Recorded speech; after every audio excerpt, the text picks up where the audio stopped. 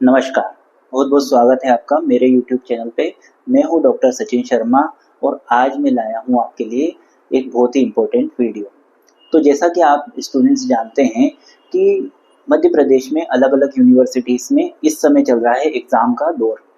तो एग्ज़ाम का दौर चल रहा है तो काफ़ी सारे जो स्टूडेंट्स हैं वो बहुत सारे टॉपिक को लेकर के परेशान हैं कि आखिरकार हम इसकी पढ़ाई किस तरह से करें। तो मैं आज आपके लिए लाया हूँ ये एजुकेशनल वीडियो। तो कौन से सब्जेक्ट पे मैं लाया हूँ? मैं लाया हूँ वोकेशनल सब्जेक्ट पे। जी हाँ दोस्तों, मैं सभी संकाय के ऐसे स्टूडेंट जिन्होंने वोकेशनल सब्जेक्ट के तौर पे या व्यावसायिक पाठ्यक्रम के तौर पे जैविक खेती या ऑर्गेनिक फार्मिंग को अपना एक सब्जेक्ट के तौर पे चॉइस किया है, उन स्टूडेंट्स के लिए मैं ये वीडियो लेके आया हूँ।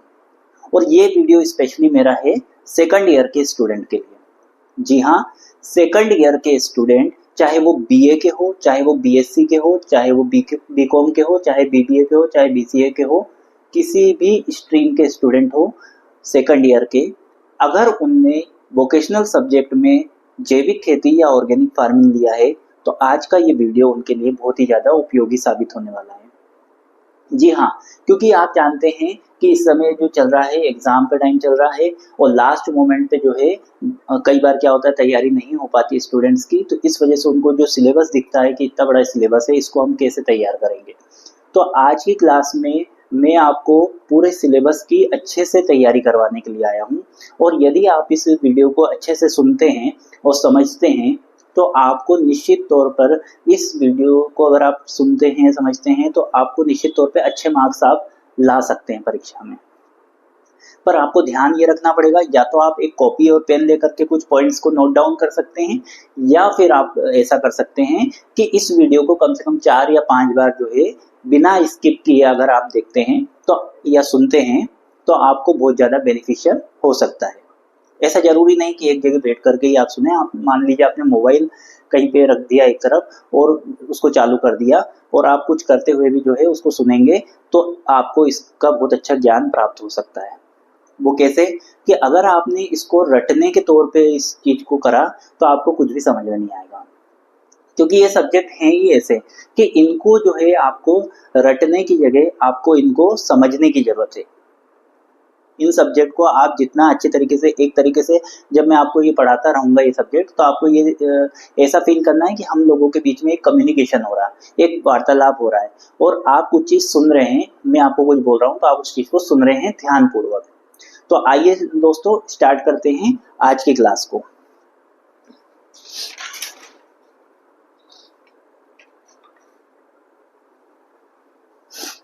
जी हाँ दोस्तों, तो आपका जो सिलेबस है सेकंड ईयर का वोकेशनल सब्जेक्ट जैविक खेती का, इसमें टोटल आपको है 4 यूनिट।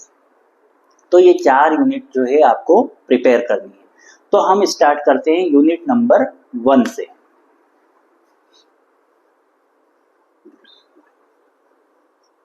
हर यूनिट के मैं अलग अलग टॉपिक्स आपको समझाऊंगा और उन टॉपिक्स को आपको अच्छे से सुनना है, वैसे ही आपको याद हो जाएगा। तो सबसे पहले हम स्टार्ट करते हैं। आपका जो पहला टॉपिक है पहली यूनिट का, वो है जैविक खेती, परिभाषा, अवधारणा, कार्यक्षेत्र एवं महत्व। तो मतलब कि जैविक खेती की परिभाषा देनी है, अवधारणा बतानी है, मतलब कि आपको जैविक खेती की जो है अवधारणा के साथ में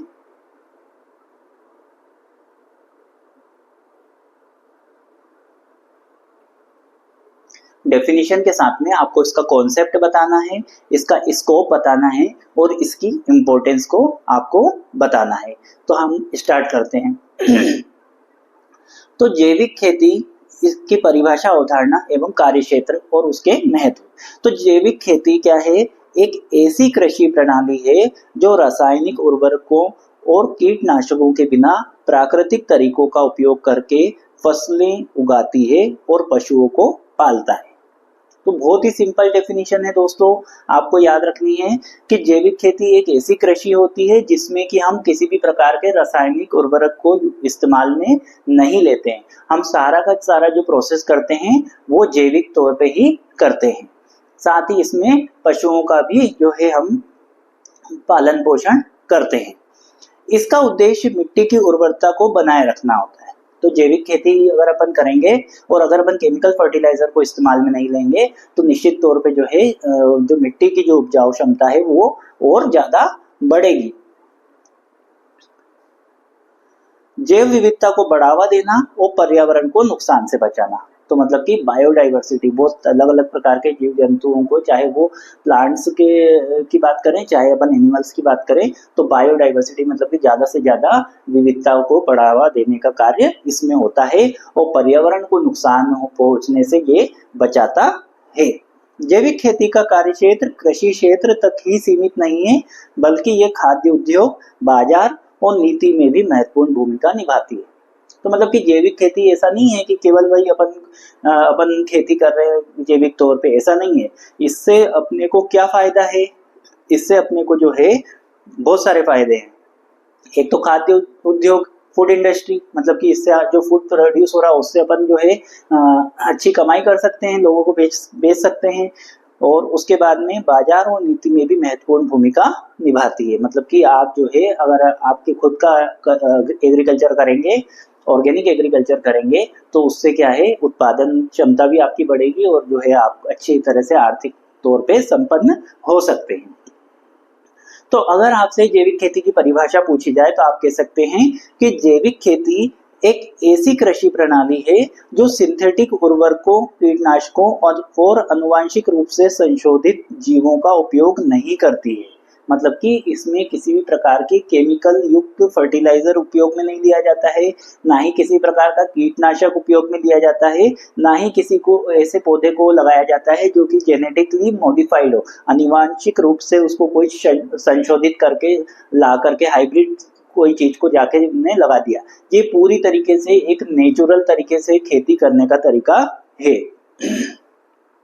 इसमें प्राकृतिक विधियों जैसे खाद, हरी खाद, फसल चक्र और प्राकृतिक कीट नियंत्रण का उपयोग किया जाता है। तो इसमें जो प्राकृतिक तौर पे जो खाद मिलती है, जो बनती है, उसका जैसे कि हरी खाद है, फसल का चक्र किया जाता है, क्रॉप रोटेशन किया जाता है, प्राकृतिक कीट नियंत्रण, प्राकृतिक तौर पे जो इंसेक्ट से जो खेत है उसको बचाया जाता है, ये सब चीजें की जाती है। जैविक खेती का उद्देश्य एक ऐसी कृषि प्रणाली बनाना है जो टिकाऊ हो, पर्यावरण को नुकसान ना पहुंचाए और स्वस्थ खाद्य पदार्थों का उत्पादन करे। तो ये जैविक खेती का मेन मुख्य उद्देश्य क्या है कि पर्यावरण को किसी भी प्रकार का नुकसान ना हो, चाहे वो मिट्टी हो या जीव जंतु हो, किसी को भी किसी प्रकार का नुकसान नहीं हो और व्यक्ति जो उस भोजन को करे तो वो भी स्वस्थ रहे। अब इसके कॉन्सेप्ट की बात करें, इसकी अवधारणा की बात करें, तो जैविक खेती की अवधारणा प्राकृतिक संतुलन और पारिस्थितिक तंत्र के बीच सामंजस्य स्थापित करने पर आधारित है। ये मानती है कि मिट्टी एक जीवित चीज है और इसे स्वस्थ रखने के लिए प्राकृतिक तरीकों का उपयोग करना चाहिए। तो मतलब कि जैविक खेती में हम ये मान के चलते हैं कि चाहे वो अपनी नजर में वो निर्जीव चीज है, चाहे अपन मिट्टी को यूं कहते हैं कि चलो ये तो निर्जीव है, इसमें कोई जीव नहीं है, पर ऐसा नहीं है। प्राकृतिक खेती जो है या जैविक खेती जो है, इसमें ये माना जाता है कि मिट्टी भी एक प्रकार का जीव है और उसका भी अच्छी तरीके से ख्याल रखा जाता है। मतलब कि पारिस्थितिक तंत्र का एक पार्ट है मिट्टी भी। तो मैं वही कहना चाहता हूं कि अगर इसके कॉन्सेप्ट की बात करें तो प्राकृतिक संतुलन और पारिस्थितिक तंत्र के साथ सामंजस्य स्थापित करने पर आधारित है और यह मानती है कि मिट्टी एक जीवित चीज है और इसे स्वस्थ रखने के लिए प्राकृतिक तरीकों का उपयोग करना चाहिए। जैविक खेती में भूमि की उर्वरता को बनाए रखने के लिए खाद, हरी खाद और फसल चक्र का उपयोग किया जाता है। तो जैविक खेती जो रहती है इसमें अपन को जो सोइल रहती है, जो मिट्टी रहती है, उसकी उपजाऊ क्षमता को बनाए रखने के लिए क्या करते हैं, अपन खाद का उपयोग करते हैं। कौन सी खाद का उपयोग करते हैं? हरी खाद का उपयोग करते हैं। फसल का चक्रण करते हैं, मतलब कि क्रॉप का रोटेशन करते हैं। और जबकि कीट नियंत्रण के लिए प्राकृतिक कीटों और अन्य विधियों का उपयोग किया जाता है। और कीटों से बचाने के लिए अपन किसी प्रकार का इंसेक्टिसाइड्स यूज में नहीं लेते। अब आती है बात जैविक खेती का कार्यक्षेत्र। तो कार्यक्षेत्र की अगर बात की जाए तो जैविक खेती का कार्यक्षेत्र बहुत ही ज्यादा व्यापक है। इसमें क्या क्या शामिल है?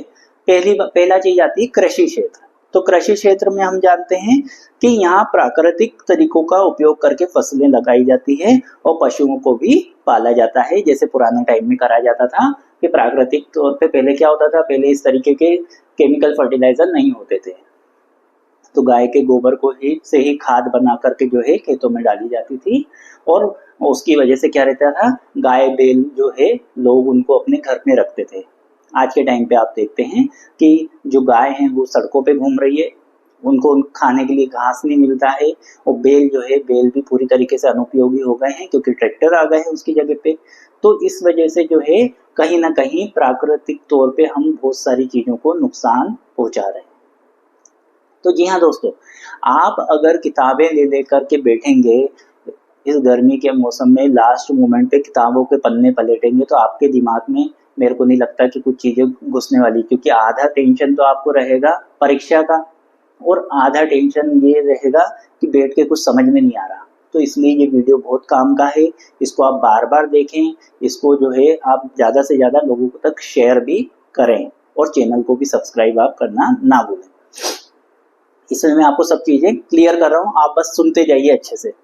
तो अभी अपन ने कॉन्सेप्ट पढ़ा, तो कॉन्सेप्ट तो अपन ने मान लिया कि भाई ये जो है प्रकृति को जोड़ के रखने वाली चीज है, कि भाई प्रकृति और प्रकृति के साथ में सामंजस्य बना करके अपन खेती करते हैं। अब इसके जो कार्य क्षेत्र की बात करें तो कृषि के क्षेत्र में क्या होता है कि इसका उपयोग करके जैविक खेती का मुख्य कार्य कृषि क्षेत्र में है। यहाँ प्राकृतिक तरीकों का उपयोग करके फसलें लगाई जाती है और पशुओं को भी पाला जाता है। खाद्य उद्योग, अगर फूड इंडस्ट्री की बात करें तो जैविक खाद्य उत्पादों का उत्पादन और प्रसंस्करण जैविक खेती का एक महत्वपूर्ण हिस्सा है। तो खाद्य उद्योग मतलब कि फूड इंडस्ट्री, तो फूड प्रोडक्ट्स कहाँ से मिल रहे हैं अपने को, भोज्य पदार्थ कहाँ से मिल रहे हैं, खेतों से लगा रहे हैं किसान तभी मिल रहे हैं। तो एक तरीके से ये एक प्रकार की इंडस्ट्री है। बाजार, जैविक खाद्य उत्पादों को बाजार तेजी से बढ़ रहा है और जैविक खेती के उत्पादों को बढ़ावा देने के लिए बाजार में कई प्रयास किए जा रहे हैं। मतलब कि आज के टाइम पे बहुत सारे लोग जो है केवल और ऑर्गेनिक फूड जो है वो खाना पसंद करते हैं, क्योंकि केमिकल फूड से बहुत ज्यादा आजकल आप देख रहे हैं कि बहुत सारे पेशेंट्स हो गए हैं, बीपी, शुगर, कितनी तरीके की अलग अलग बीमारी। पहले के टाइम पे क्या होता था, पहले के टाइम पे इतनी मेडिकल फैसिलिटी भी नहीं थी, पर व्यक्ति बीमार ही नहीं होता था। पर अब हर दूसरा व्यक्ति जो है वो मेडिसिन खा रहा है। वो क्यों खा रहा है, क्योंकि केमिकल फर्टिलाइजर इस्तेमाल किया जा रहा है और उसकी वजह से क्या हो रहा है कि बॉडी में बहुत ज्यादा अलग अलग प्रकार की कमियां होती जा रही है।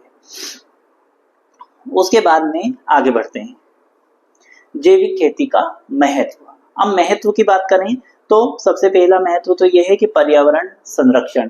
तो जैविक खेती करने से जो है पर्यावरण को किसी प्रकार का नुकसान नहीं होता है। उसके बाद में स्वास्थ्य, मनुष्य का स्वास्थ्य जो है वो एकदम ठीक रहता है, क्योंकि वो किसी भी प्रकार का केमिकल फर्टिलाइजर नहीं यूज में लेता। अर्थव्यवस्था, तो इससे क्या है, ग्रामीण क्षेत्रों में जो है उनके अर्थव्यवस्था जो है वो जो अच्छी मजबूत होती है, और ये एक बेहतर विकल्प के तौर पे है, क्योंकि आज के टाइम पे जैविक रूप से बना हुआ भोजन जो है अधिक कीमत में बिकता है, भोज्य पदार्थ। सामाजिक, जैविक खेती सामाजिक न्याय को बढ़ावा देती है, क्योंकि ये किसानों को एक बेहतर विकल्प प्रदान करती है और पर्यावरण को नुकसान होने से भी बचाती है। उसके बाद दोस्तों आपका जो दूसरा टॉपिक है पहली यूनिट में, वो है आपका शुद्ध जैविक खेती।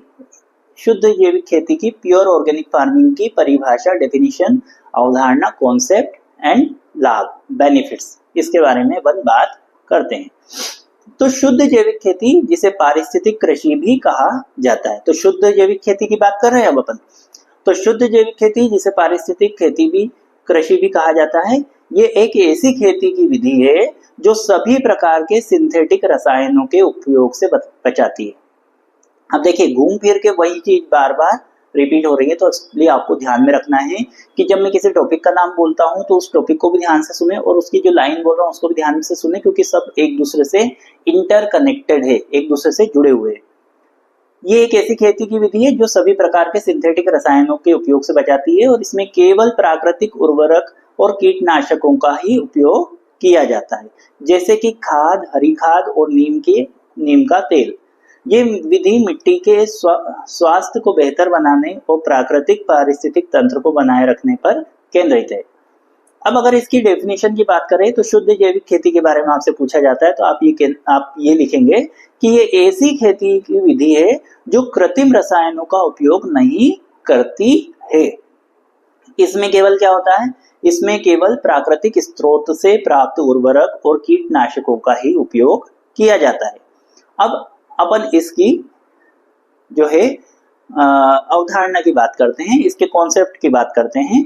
तो इस खेती की अवधारणा प्राकृतिक पर्यावरण के संतुलन को बनाए रखने और मिट्टी के स्वास्थ्य को बेहतर बनाए रखने पर आधारित है। तो इसका एक कॉन्सेप्ट क्या है, सीधी सी बात है कि इसका कॉन्सेप्ट ये कहता है कि जो प्राकृतिक पर्यावरण है इसको किसी भी प्रकार का नुकसान नहीं होना चाहिए और मिट्टी भी स्वस्थ तौर पे स्वस्थ बनी रहे। ये मानता है कि मिट्टी को स्वस्थ रखने के लिए प्राकृतिक प्रक्रियाओं का उपयोग करना चाहिए और सिंथेटिक रसायनों से बचना चाहिए। अब आपसे पूछा जाता है शुद्ध जैविक खेती का लाभ क्या होता है, तो लाभ अपन बताएंगे। इसका लाभ पहला तो होता है पर्यावरण संरक्षण का, कि जैविक खेती शुद्ध जैविक खेती पर्यावरण के लिए फायदेमंद होती है क्योंकि इसमें मिट्टी और जल का प्रदूषण नहीं होता है। फिर मिट्टी का स्वास्थ्य, मिट्टी की जो फर्टिलिटी है, सॉइल की जो फर्टिलिटी, मिट्टी की जो उपजाऊ क्षमता है वो और ज्यादा बढ़ती है।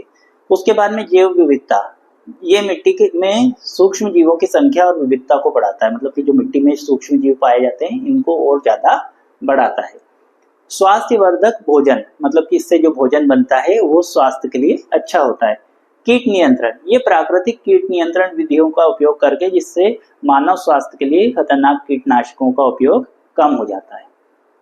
तो इसमें क्या होता है कि कीटों से बचने के लिए वो प्राकृतिक संसाधनों का उपयोग करते हैं, ना कि इंसेक्टिसाइड का उपयोग नहीं करते हैं। क्योंकि इंसेक्टिसाइड, अगर आप ही सोचिए कि कोई सी दवाई अगर छिड़की जा रही है जिससे कि कोई कीड़ा मर जाए, तो वो उसके अंदर अगर वो कीड़े को मार रही है तो उसके अंदर कुछ ना कुछ तो चीज पॉइजनस है, और अगर अपन उसी चीज को खा रहे हैं तो कहीं ना कहीं क्या होगा कि ये अपने शरीर को भी नुकसान तो पहुंचाएगी। हाँ, बस ये है कि वो उतना पॉइजनस नहीं होता है कि इंसान मर जाए, पर वो कुछ तो उसमें पॉइजनस पदार्थ होता है। टिकाऊ कृषि, इसका अगला पॉइंट है टिकाऊ कृषि। ये एक टिकाऊ कृषि पद्धति जो भविष्य के लिए मिट्टी और पर्यावरण को सुरक्षित रखने में मदद करती है। मतलब कि ऐसा है, अभी जिस हिसाब से लोग केमिकल फर्टिलाइजर यूज कर रहे हैं, ये खेत को बंजर बनाए जा रहे हैं। ये जो फसलें आती हैं, बम्पर फसलें आती हैं, देखने में बहुत अच्छा लगता है। सरकारें जो है बड़ी बड़ी बातें करती हैं कि देखिए हमने ये किया तो बम्पर आवक हो रही है, ये हो रही है, जबकि वो बम्पर आवक कैसे हो रही है? ये एक तरीके से वैसा ही है कि किसी को इंजेक्शन लगा दिया और वो चीज जो है जल्दी जल्दी वो, अगर मान लीजिए इंसान या फिर आप, जैसे कि आपने देखा होगा कि पोल्ट्री फार्म होता है, पोल्ट्री फार्म में कई बार क्या किया जाता है कि जो छोटे छोटे जो चूजे होते हैं उनको ऐसे वो दवाइयाँ और इंजेक्शन दिए जाते हैं जिससे कि वो जो है अपने आप ही साइज में बड़े हो जाते हैं और फिर बाद में उनको बेच दिया जाता है। तो उनको केमिकल से उनको बड़ा करा जाता है। अब वो कितने स्ट्रेस में कितनी चीजें झेल के वो वैसा हो रहा है, उनकी बॉडी में कितने सारे केमिकल गए, वो आप लोगों ने खा लिया। इसी तरीके से आप जो है इसके साथ में कर रहे हैं, खेत में जो फसलें लग रही, फसलें तो बहुत सारी उग रही है पर वो फसलें आपको जो है नुकसान पहुंचा रही है। अब आगे बढ़ते हैं। अब जैसे मैं अभी कीटनाशक की बात कर रहा था दोस्तों, तो कीटनाशक जैसे कि अपन ने कह दिया कि इंसेक्टिसाइड यूज नहीं करना चाहिए, तो उसकी जगह पे जो है आप नीम का तेल और लहसुन का अर्क, इन प्राकृतिक कीटनाशकों का उपयोग कर सकते हैं। तो नीम का तेल कड़वा होता है आपको पता है, लहसुन जो वो तेज रहता है, तो उसकी वजह से जो है ये इनको प्राकृतिक तौर पे कीटनाशकों के तौर पे आप इस्तेमाल कर सकते हैं। उसके बाद में वर्मी कंपोस्ट, केचुआ की मदद से तैयार होने वाली खाद जो मिट्टी की उर्वरा शक्ति को बढ़ाते हैं, पौधों को पोषण देने में मदद करते हैं। आगे बढ़ते हैं। अगला जो आपका टॉपिक है वो है एकीकृत कृषि प्रणाली। एकीकृत कृषि प्रणाली को इंग्लिश में कहते हैं integrated farming system. Integrated farming system अब अपन पढ़ने वाले हैं, एकीकृत कृषि प्रणाली। तो ये क्या होता है, एकीकृत कृषि प्रणाली में जैविक और कार्बनिक कृषि को मिलाकर के विभिन्न कृषि घटकों का एक साथ समावेश किया जाता है, जैसे कि फसल, पशुधन, मत्स्य पालन और वानिकी। इस प्रणाली से संसाधनों का कुशलता से उपयोग होता है और पर्यावरण को संरक्षित किया जाता है और उत्पादकता और लाभप्रदता में वृद्धि होती है। तो देखिए, जो एकीकृत कृषि प्रणाली सारी कृषि प्रणालियों को मिलाकर के एक कर लिया, इंटीग्रेटेड फार्मिंग सिस्टम।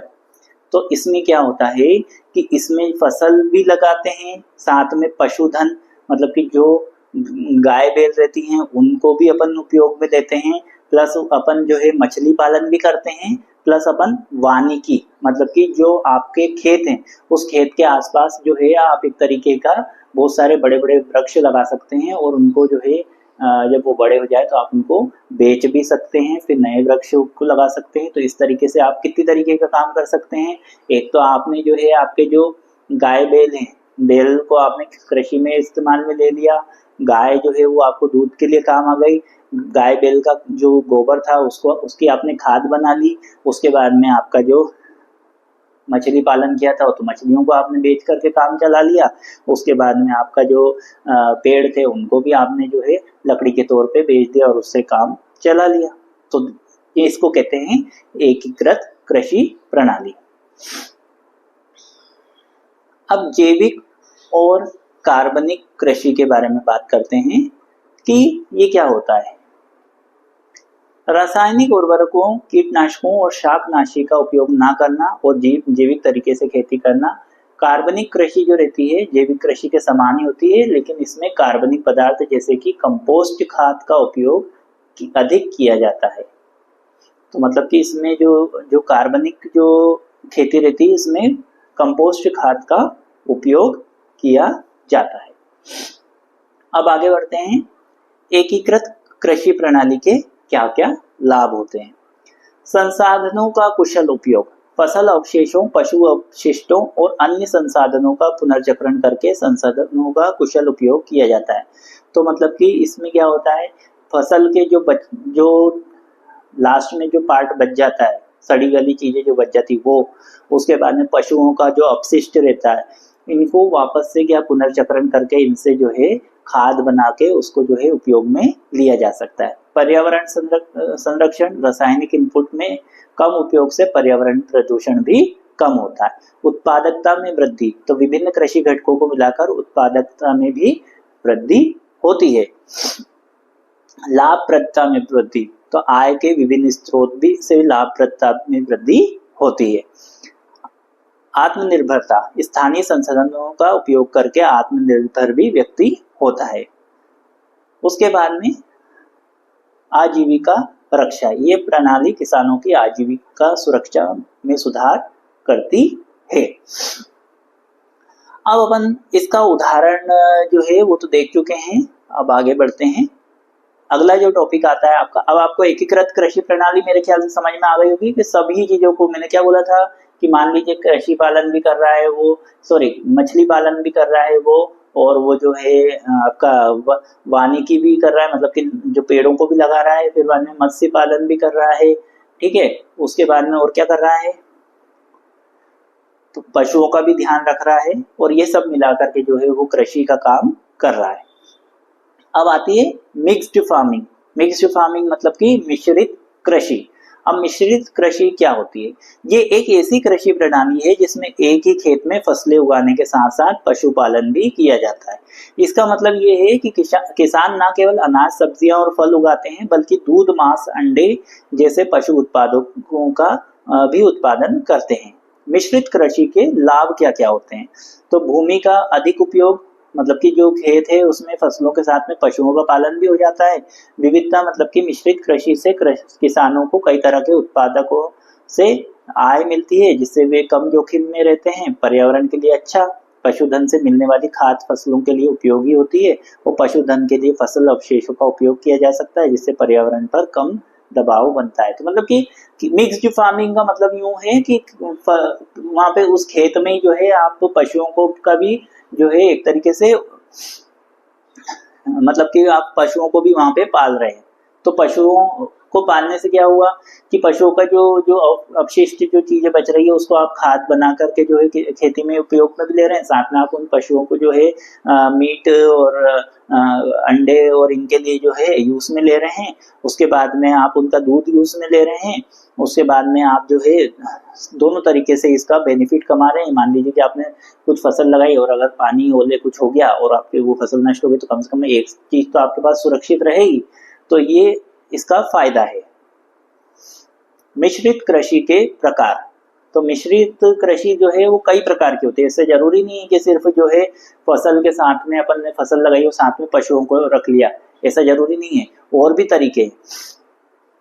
अपन फसल और वानिकी भी कर सकते हैं। मतलब कि क्या है कि फसल लगा ली और एक तरफ अपन ने मान लीजिए कि अपन ने लगा लिया सागौन के पेड़ लगा दिए, लाइन से सागौन के पेड़ लगा लिए, तो उनकी लकड़ियां जब आपने बेची तो आप बहुत फायदे में हो गए।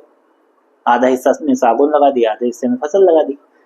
फिर फसल और बागवानी, तो आपने क्या करा कि आधे हिस्से में फसल लगा दिया, आधे हिस्से में सब्जी और फल लगा दिए। उसके बाद में मिश्रित फसल, तो मतलब कि अपन ने 2-3 तरीके की फसल लगा दी। तो मिक्स्ड क्रॉपिंग मतलब या मिक्स्ड फार्मिंग का मतलब या मिश्रित कृषि का मतलब जो है यही होता है कि अलग अलग तरीके की 2-3 तरीके की जो कृषि अपन एक साथ कर रहे होते हैं।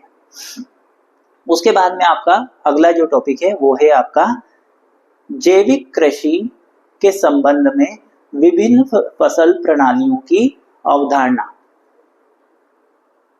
Concept of different cropping system in relation to organic farming. तो जैविक खेती में फसल प्रणालियों का मुख्य उद्देश्य प्राकृतिक तरीकों से मिट्टी की उर्वरता को बनाए रखना, कीटों और बीमारियों का नियंत्रण करना और एक स्वस्थ और टिकाऊ कृषि प्रणाली का विकास करना है। तो ये चीज तो अपने को पता है भाई कि हाँ फसल प्रणालियों का मुख्य उद्देश्य तो यही होता है कि प्राकृतिक तरीके से अपने को जो खेती करना है।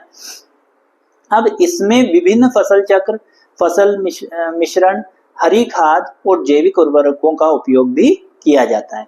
तो आपका टॉपिक ही यही है कि जैविक कृषि के संबंध में विभिन्न फसल प्रणालियों की अवधारणा। तो अपने को कॉन्सेप्ट बताना है कि अलग अलग प्रकार के क्रॉपिंग सिस्टम का क्या एक दूसरे से रिलेशन होता है और ऑर्गेनिक फार्मिंग से ये कैसे रिलेटेड है, इसके बारे में हमको बताना है। तो सबसे पहली बात तो हो गई कि फसल प्रणालियों का मुख्य उद्देश्य होता है प्राकृतिक तरीके से अपने को मिट्टी की उर्वरता क्षमता को बढ़ाना है और कीटों और बीमारियों से नियंत्रण करना है और एक अच्छे स्वास्थ्य और टिकाऊ कृषि प्रणाली का विकास करना है।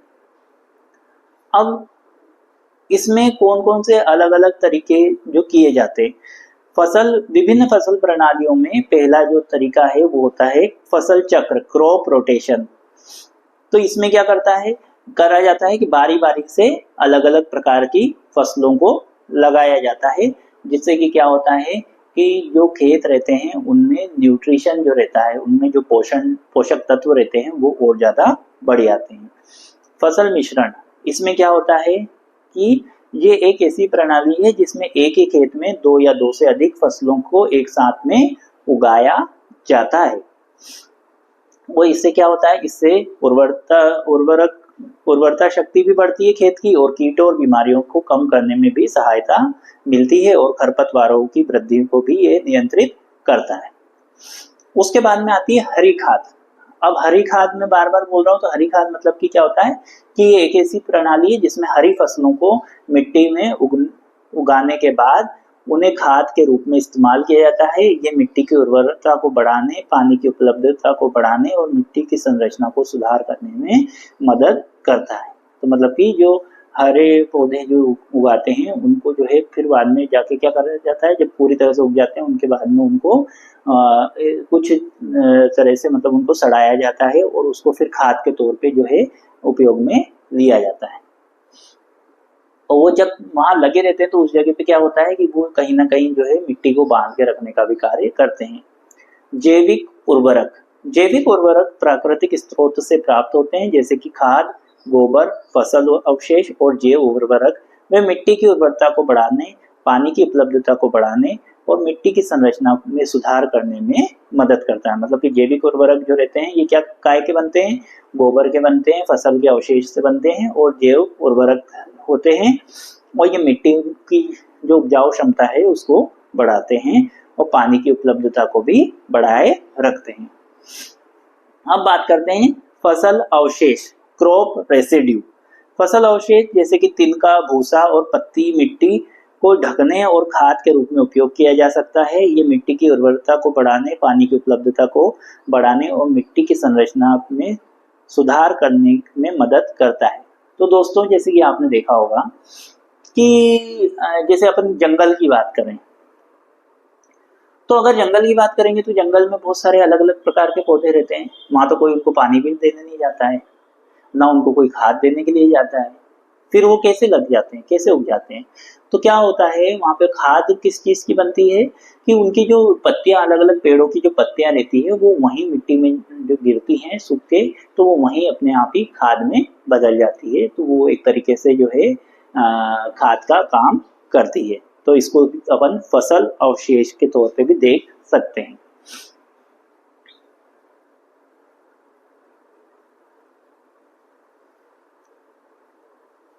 जैविक खेती में फसल प्रणालियों का क्या लाभ होता है? मिट्टी की उर्वरता बढ़ती है, कीटों और बीमारियों पे नियंत्रण होता है और खरपतवारों की वृद्धि को भी ये नियंत्रित करता है। मतलब कि जैविक खेती में फसल चक्र और फसल मिश्रण का उपयोग। फसल चक्र तो क्या हुआ, अलग अलग टाइम पे अलग अलग तरीके की फसलों को चक्र करना। 6 महीने ये फसल लगा दी, 6 महीने दूसरी फसल लगा दी, तो उससे क्या है, बार बार चेंज होता है। तो उससे क्या है, कई बार क्या होता है, किसान एक बार तो सोयाबीन बोता है, एक बार गेहूं बोता है, फिर सोयाबीन बोता है, फिर गेहूं बोता है। तो उससे क्या हुआ, एक इनने भी एक मिट्टी का वो बना दिया है कि भाई यही यही।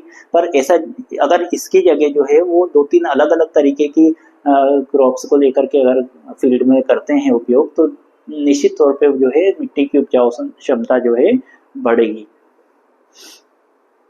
उसके बाद में पानी की उपलब्धता भी बढ़ती है इससे, और जैव विविधता को भी बढ़ावा मिलता है और पारिस्थितिकी में भी संतुलन बनाए रखता है। उसके बाद में आगे बढ़ते हैं।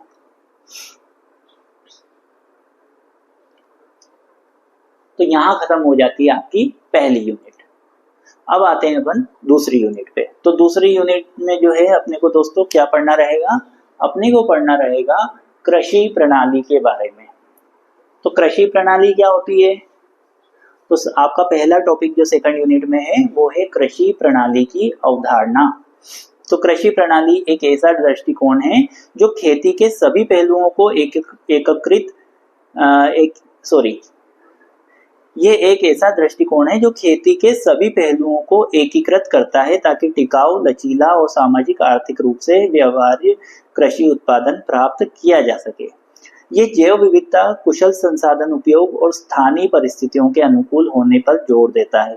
ये एक सामग्री प्रणाली है जो फसलों, पशुधन, मिट्टी, पानी और लोगों के बीच संबंध को समझने और उपयोग करने के लिए एक साथ काम करता है। तो कृषि प्रणाली की अवधारणा जो है कृषि के लिए एक संपूर्ण दृष्टिकोण है जिसमें विभिन्न घटकों के बीच अंतर संबंध को ध्यान में रखा जाता है, जैसे कि फसलों, पशुधन, मिट्टी, पानी और लोगों को इकट्ठा करके रखता है।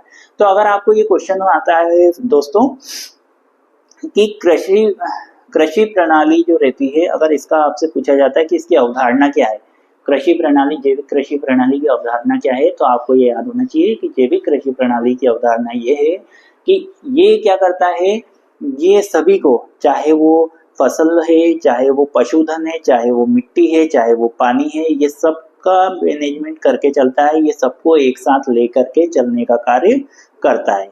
और इसका मेन उद्देश्य क्या होता है कि ये पर्यावरण में होने वाले हानिकारक प्रभावों को बचाता है, किसान की आजीविका में सुधार लाता है, कृषि उत्पादन को बढ़ाता है, जैव विविधता को बढ़ाता है। उसके बाद में ये ऐसा प्रणाली विकसित करना होता है जो सामाजिक और आर्थिक रूप से व्यवहार करता है, जिससे कृषक परिवारों की विविध आवश्यकताओं को पूरा किया जा सके।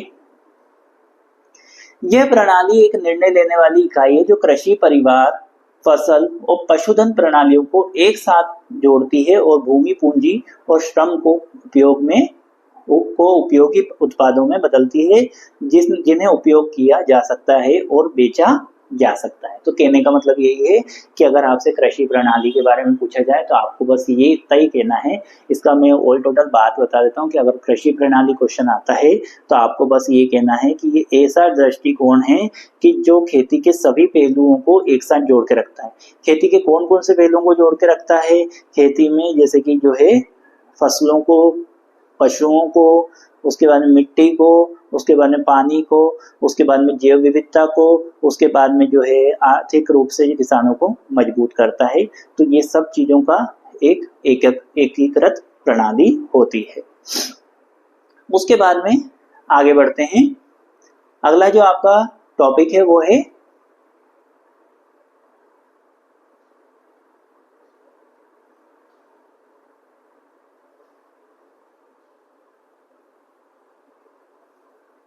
जैविक खेती के विकास के बारे में। Important developing organic farms. जैविक खेत का विकास, महत्वपूर्ण चरण और विधियां, मतलब कि जैविक खेती का विकास के बारे में अपने को पढ़ना है। कौन कौन से इसके चरण होते हैं और कौन कौन सी इसकी विधियां होती है, इसके बारे में अपने को पढ़ना रहेगा। तो इसको पढ़ते हैं दोस्तों कि जैविक खेती का विकास एक महत्वपूर्ण चरण है जिसमें रसायनों के इस्तेमाल को कम करके प्राकृतिक संसाधनों और प्रक्रियाओं का उपयोग करके मिट्टी, जल और वायु इनको प्रदूषित किए बिना टिकाऊ और स्थिर उत्पादन प्राप्त किया जाता है। तो मतलब कि ये डेफिनेशन तो याद रख लो, ये हर आंसर में कहीं ना कहीं आके वापस से मिल रही है अपने को। तो ये पद्धति क्या करती है? प्राकृतिक संतुलन को बनाए रखने, मिट्टी की उर्वरता को बढ़ाने और पर्यावरण प्रदूषण को कम करने पर जोर देती है।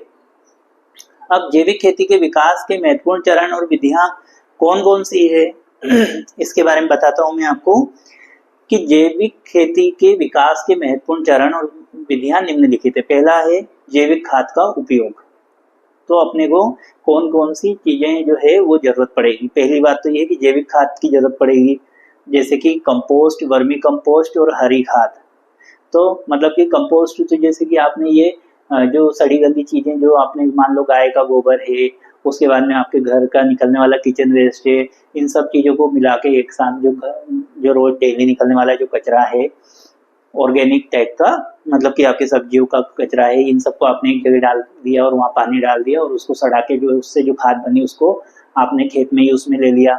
या फिर क्या करा आपने कि केचुआ खाद बनाई, या फिर आपने क्या करा हरी खाद, मतलब कि जो आपने कुछ हरे पौधे जो लगाए आपके खेत पे और उनको जो है बाद में जाके आपने उनको उखाड़ के उनसे खाद तैयार करी, वो भी आप कर सकते हैं।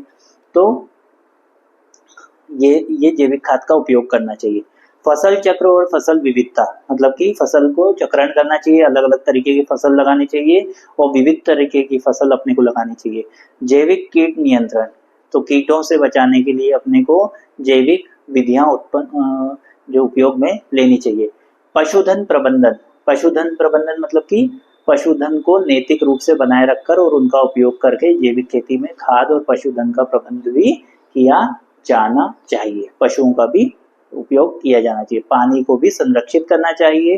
तो जैविक खेती में इन चरणों और विधियों का पालन करके टिकाऊ और स्वस्थ कृषि प्रणाली को बढ़ावा दिया जा सकता है, जो कि पर्यावरण के लिए सुरक्षित और खाद्य सुरक्षा को सुनिश्चित करती है। तो ये अगर आपसे क्वेश्चन पूछा जाता है कि इसके अलग अलग चरण बताओ काय के जैविक खेती के, तो वही है घूम फिर के कि भाई जैविक खाद का इस्तेमाल करना है, फसल को चक्रण करना है, फसल अलग अलग तरीके की लगानी है।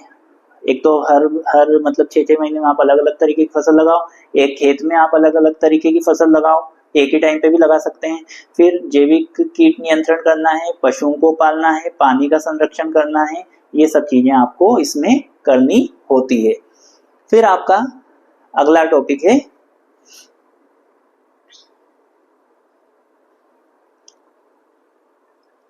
जैविक उर्वरकों का लाभ एवं अकार्बनिक उर्वरकों का नुकसान।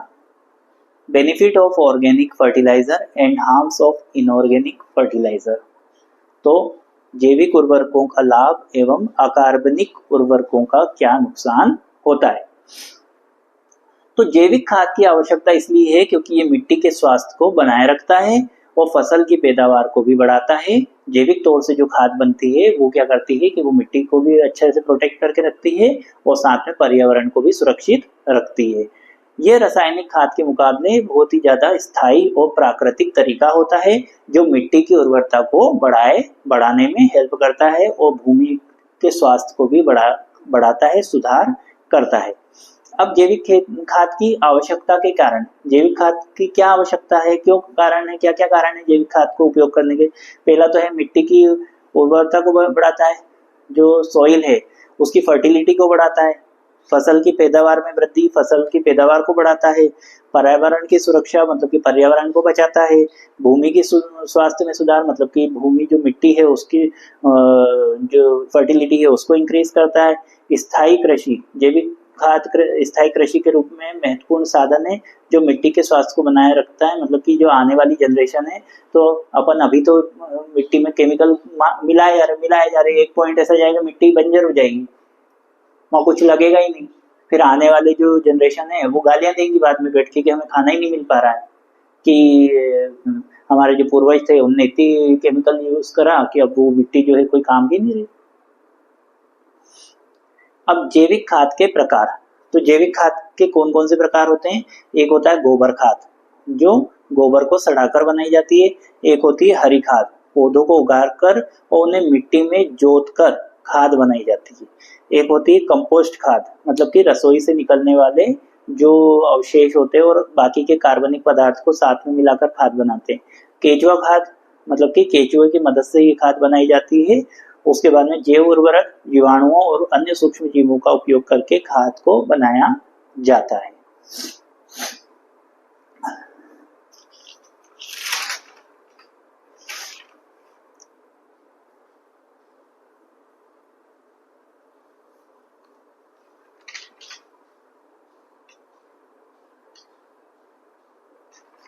उसके बाद में सेकंड यूनिट का आपका आखिरी जो टॉपिक रहेगा वो रहेगा जैविक खाद तैयार करना।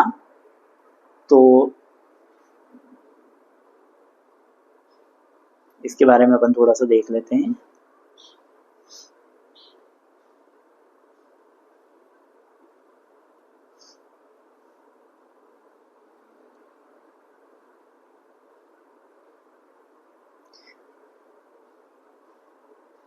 जैविक उर्वरकों से मिट्टी की उर्वरता में सुधार, पर्यावरण को सुरक्षित रखने और कम प्रदूषित होने जैसे लाभ होते हैं, जबकि अकार्बनिक उर्वरक में मिट्टी के स्वास्थ्य को नकारात्मक प्रभाव, जल प्रदूषण और जीवाश्म ईंधन का उपयोग जैसे नुकसान होते हैं। तो मतलब कि अपन अभी बात कर रहे हैं जैविक खाद और अकार्बनिक खाद की बात कर रहे हैं। तो जैविक खाद का तो मैंने आपको फायदा बता दिया कि मिट्टी का स्वास्थ्य सुधार होता है और बहुत सारी चीजें मैंने आपको बताई अभी। अब मैं बात कर रहा हूँ कि अकार्बनिक खाद जो रहती है वो कैसी होती है, ये क्या करती है, ये मिट्टी के स्वास्थ्य पर इसका नकारात्मक प्रभाव पड़ता है और जल प्रदूषण और साथ में जीवाश्म ईंधन का उपयोग भी होता है जिससे नुकसान होता है। तो अब जैविक उर्वरकों के लाभ, जैविक उर्वरकों के लाभ तो मैंने अभी आपको बता ही दिए हैं। अब आपको अकार्बनिक उर्वरकों के नुकसान बता देता हूँ कि भाई अपन इनऑर्गेनिक फर्टिलाइजर अगर यूज करते हैं तो उसका अपने को क्या क्या नुकसान होता है। तो मिट्टी के स्वास्थ्य पर नकारात्मक प्रभाव होता है। तो अकार्बनिक उर्वरकों के अत्यधिक उपयोग से मिट्टी की जो संरचना है वो खराब हो जाती है और जल धारण क्षमता भी कम हो जाती है और मिट्टी में सूक्ष्म जीवों का संतुलन भी बिगड़ जाता है। तो अगर क्वेश्चन आता है जैविक उर्वरक का क्या लाभ होता है और अकार्बनिक उर्वरकों के जो है क्या नुकसान होते हैं, तो आपको जैविक उर्वरक के तो फायदे मैंने आपको अभी थोड़ी देर पहले बताए। अब अपन क्या बात कर रहे हैं कि जो अकार्बनिक उर्वरक रहते हैं इनके क्या नुकसान होते हैं। तो पहला नुकसान तो ये कि मिट्टी के स्वास्थ्य पे नकारात्मक प्रभाव पड़ता है। फिर जल प्रदूषण, तो ये मिट्टी में जो अकार्बनिक पदार्थ रहते हैं ये पानी में मिल करके जो है पानी को भी खराब करते हैं। फिर जीवाश्म ईंधन का उपयोग, अकार्बनिक उर्वरक के उत्पादन पे परिवहन में जीवाश्म ईंधन का उपयोग होता है जिससे ग्रीन हाउस गैसों का उत्सर्जन होता है। तो मतलब कि ये जो फैक्ट्री में बनेगी अकार्बनिक खाद तो वहां भी जो है क्या होगा, पॉल्यूशन करेंगे क्योंकि मशीनें चलेगी तो जीवाश्म ईंधन का उपयोग किया जाएगा, फ्यूल्स का इस्तेमाल किया जाएगा। फिर इधर से उधर ट्रांसपोर्ट होगी तो उसमें भी जो है यही चीज होगी कि जो ट्रांसपोर्ट होएगा तो उसमें भी जो है वो गाड़ी से इधर उधर जाएगी तो कहीं ना कहीं वहां भी जो है गाड़ी से निकलने वाला जो पॉल्यूशन है वो भी जो है पर्यावरण को नुकसान पहुंचाएगा। और पौधों के लिए कम पोषण, अकार्बनिक उर्वरक पौधों को केवल कुछ आवश्यक पोषक तत्व प्रदान कर सकते हैं, जिससे पौधे के स्वास्थ्य और विकास में बाधा आ सकती है। इसलिए इस बात का निष्कर्ष ये निकला है कि जैविक उर्वरक मिट्टी और पर्यावरण के लिए अधिक फायदेमंद होते हैं, जबकि अकार्बनिक उर्वरकों के उपयोग से बचने के लिए जैविक उर्वरकों का उपयोग करना चाहिए, या जैविक उर्वरकों के साथ अकार्बनिक उर्वरकों का उपयोग करना चाहिए। उसके बाद में सेकंड यूनिट का अपन लास्ट टॉपिक देखते हैं। इस टॉपिक का जो नाम है वो है जैविक खाद तैयार करना या प्रिपरेशन ऑफ ऑर्गेनिक फर्टिलाइजर। तो क्या होता है प्रिपरेशन ऑफ ऑर्गेनिक फर्टिलाइजर में? तो जैविक खाद बनाने के कई तरीके होते हैं, इनमें से सबसे आम है कंपोस्ट बनाना। इसमें रसोई और बगीचे के कचरे को एक गड्ढे या कंटेनर में इकट्ठा करके सड़ाया जाता है।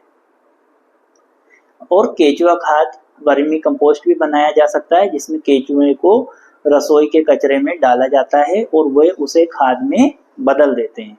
अब कंपोस्ट खाद बनाने की क्या विधि है कि सामग्री के तौर पे अपने को फल, सब्जियां, पत्ती, घास फूस, पौधों के अवशेष और कुछ मात्रा में गोबर या सूखी पत्तियों की जरूरत रहेगी।